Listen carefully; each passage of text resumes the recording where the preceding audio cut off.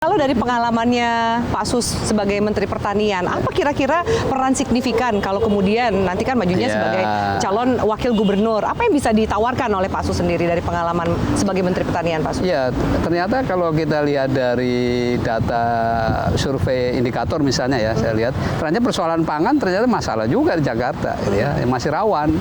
Ya terutama suplai kan dari daerah kan, untuk bisa bagaimana supaya kestabilan harga terjaga kan gitu ya. Jadi inflasi tidak menjadi pemberat bagi warga Jakarta gitu ya. Nah, dulu waktu saya menteri sebenarnya saya pernah berkolaborasi dengan komunitas Bang Emil. Indonesia Berkebun. Ya, waktu itu kita tawarkan yang namanya urban farming dan muncullah waktu itu gagasan yang namanya KRPL, kawasan rumah pangan lestari. Pemanfaatan lahan-lahan pekarangan ya untuk urban farming ya.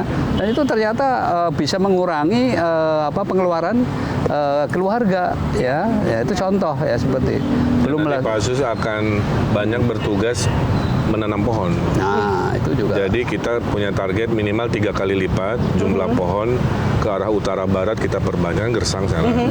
Sekaligus dicari speknya yang nyerap polusi. Jadi salah satu jangka pendek ngurangin polusi adalah menanam pohon yang bisa menyerap itu. Karena beliau ahlinya.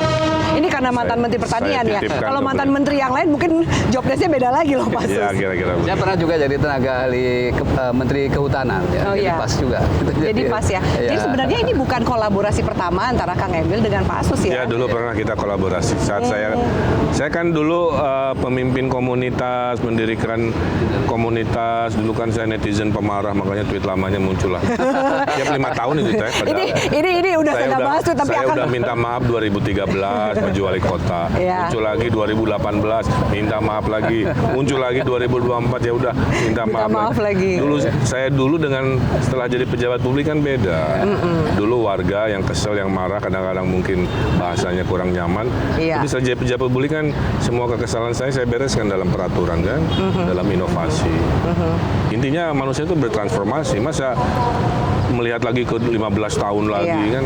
Iya. Jadi udah nggak ngelihat. Lihatnya di 10 tahun terakhir aja saya jadi pemimpin kan sudah saya tunjukkan dedikasi, inovasi dan lain-lain. Kalau agak berubah, dulu nge-tweet sempat bilang warga Jakarta kampungan gitu. Nah sekarang sudah berubah belum? Bukan kampungan, maksudnya dia pekerja keras. Dalam kerja kerasnya terkandung hal-hal yang juga sangat keras gitu. Tapi makanya kita ada program namanya Happiness Project, Mbak. Proyek kebahagiaan, yaitu membawa kebahagiaan di level-level kampung. Ada anggaran buat RW supaya RW bisa mendesain sendiri programnya. Itu ngapain? Contohnya? Ya bikin happy aja. Tadi anggaran RW kan, supaya RW bisa membereskan kampungnya, bikin festival RW misalkan. Kita ada program siswa sahabat lansia. Nanti siswa-siswa di Jakarta kita wajibkan punya sahabat lansia. Sebulan sekali berkunjung, bawa makanan, menghibur, selfie-selfie, bicara antar generasi sehingga kemanusiaan datang lagi, lansianya happy lagi kan. Kita ada Car Free Day yang disebarluaskan, nggak hanya di Sudirman Tamrin, Jalan Pemuda aja, tapi ke seluruh penjuru mata angin lah ya. Kita ada Car Free Night buat beresin tawuran dengan cara bikin festival sebulan sekali kuliner. Anak-anak kampung yang suka berantem dikasih kesempatan mengekspresikan ekspresi budayanya, sering rapat bareng, kompak bareng sehingga akhirnya mengurangi potensi tawuran. Jadi itu kita ada orang kalau stres ada apps buat curhat gitu kan, gratis, negara hadir. Kalau dia pengen ketemu, kita ada mobil curhatnya disiapin, muter-muter. Jadi di era kita insya Allah negara hadir membawa kebahagiaan. Jadi yang skala gede-gede dikerjain, infrastruktur, penghijauan juga digalakan, kebahagiaan batin warga juga kita pikirkan. Oh gitu. Konsep kan slogannya Jakarta Baru, Jakarta Maju. Dari kacamata Pak Sus gitu, Jakarta barunya selain yang tadi dijelaskan oleh Kang Emil, yang baru lagi yang bisa ditawarkan apa tuh Pak Sus? Ya kan tentu saja karena tidak lagi jadi ibu kota ya ke depan ya. Meskipun mungkin pasti ada waktu ya transisi itu ya.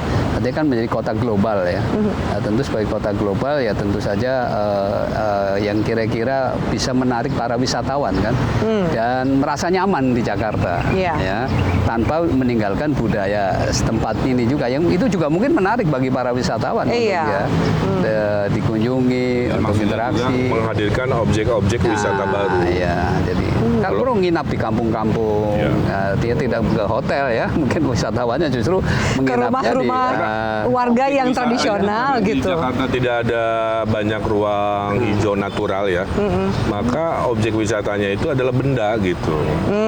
Kayak Monas kalau zaman dulu, kalau di Dubai ada gedung tertinggi, kalau di Las Vegas ada dome. Jadi hal-hal yang teknologis, hal-hal yang sifatnya desain, mungkin dijadikan strategi menaikkan kelas globalnya itu.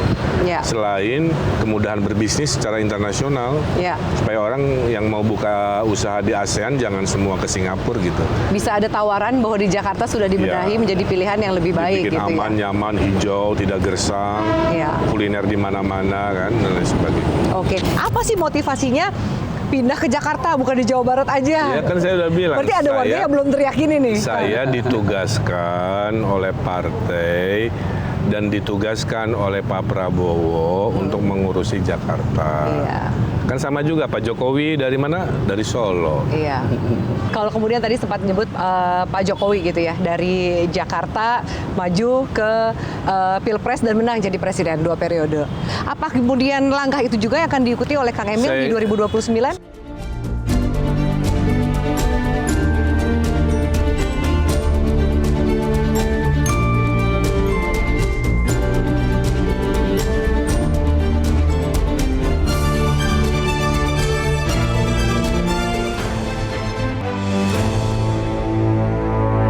Jelajahi cara baru mendapatkan informasi. Download Metro TV Extend sekarang.